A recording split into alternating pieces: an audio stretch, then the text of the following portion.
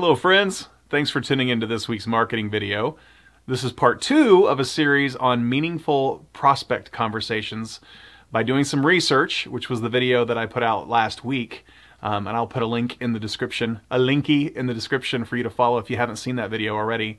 And this week is actually using that information, the implementation phase of that during your conversations with people. And I thought it'd be kind of interesting to share a few real world stories of how that's actually worked over the last couple weeks for me in sales calls that I've had.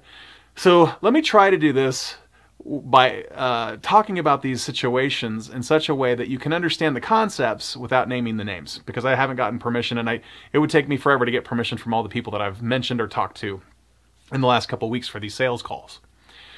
So the first one that I'll talk about, it's my newest blogging client.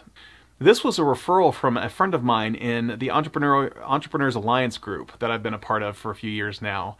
If you haven't checked that out, you can go to eclubkc.com, and there's a monthly event that they have, and it's entrepreneurs that get together to share best practices and learn about other companies in the city and all that. It's great. I love it. A lot of good people in that room. Anyway, I got referred to someone. Someone in that room from Entrepreneurs Alliance referred me to one of their customers to talk about blogging together.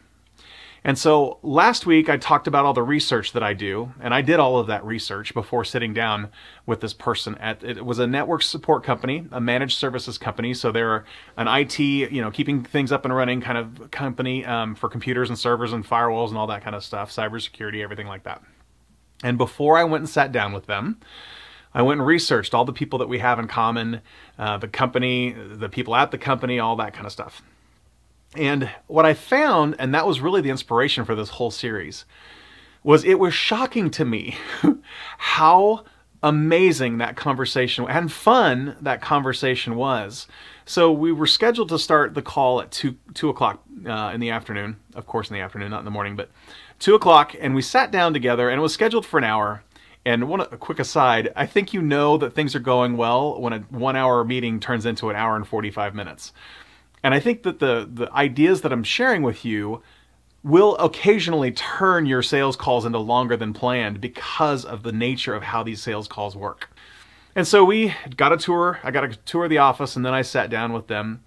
And we just started talking about the business and what they've been currently doing from a marketing perspective.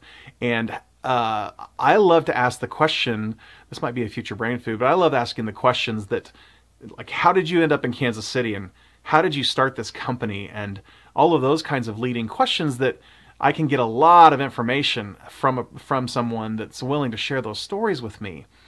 And in the course of sharing those stories, they mentioned people and companies. And I've been in Kansas City for over 20 years. I knew many of the people and companies that she was bringing up. So because I'd done that research before, it was very top of mind, these people and companies she was mentioning. It was very fresh in my mind, those people and how I knew them and all that stuff, because I'd done my research before the meeting. And it was crazy. I mean, it was absolutely crazy. Their CFO is somebody I've done business with before. Her new mentor through the Hellsberg Mentoring Program, I used to work with at a previous software development company.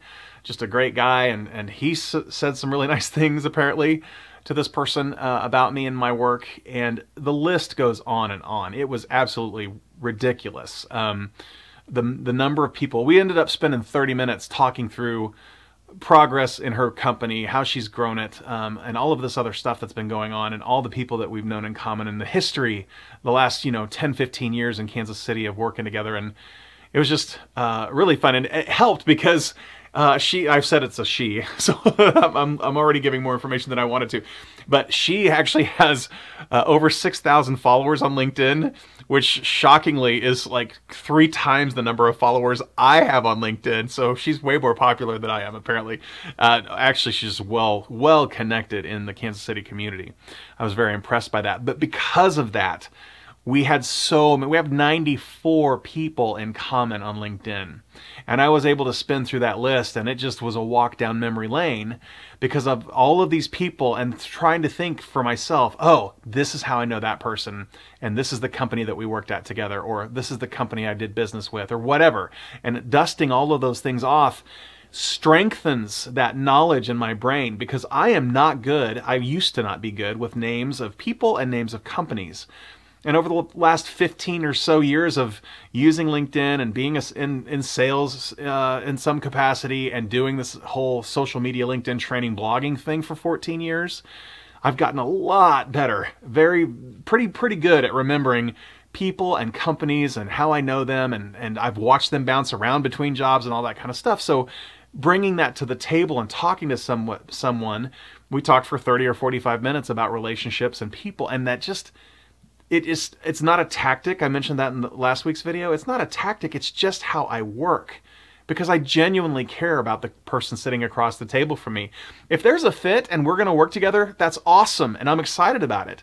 But if not, we're spending the time talking, and I might as well give them some value, right? And point them in some directions. There were 3 or 4 suggestions that I made about royalty-free images for their blog, and using Flywheel for their hosting company instead of the current host that they're with, and a few other things. A referral to another company here in town that would be a really good partnership.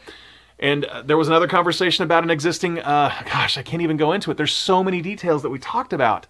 But it was people and companies all over Kansas City. And I know that we both felt very comfortable that the relationship's there, the trust is there. Now let's talk about what we're going to do together and what the price is. And do we want to start this kind of thing? It was actually shocking to me, because by the end of the call, by the end of the meeting, at 90, it was a little over an hour and a half, they were ready to sign up and go. I still hadn't sent them I had to go home and make up the contract and send that over, and they want to start February 1st. So it was just a fun conversation, and I thought, gosh, this is one of those moments. I wish I could have recorded that 90-minute conversation and shared that with people that are involved in sales and moving the needle for your company, because I don't know if everybody thinks that way. I don't know if everybody really implements the idea of relationship and paying attention to companies and the people that work there, and using that information to make a safe place when you're talking to prospects of all the people that you know in common, that you've been doing business for a long time, and you're there to help. And if a check is going to get written, that's great. But even if it's not, even if there's no compensation involved, that you're taking the time seriously and trying to help them no matter what. And I'll tell you, that's because I've done that my whole career. There are people that have come out of the woodwork 7 years later and offered me great opportunities to do business with them because of how I handled that initial conversation, and I didn't treat them like a number, and I really cared about them and their company and trying to help them move the needle forward.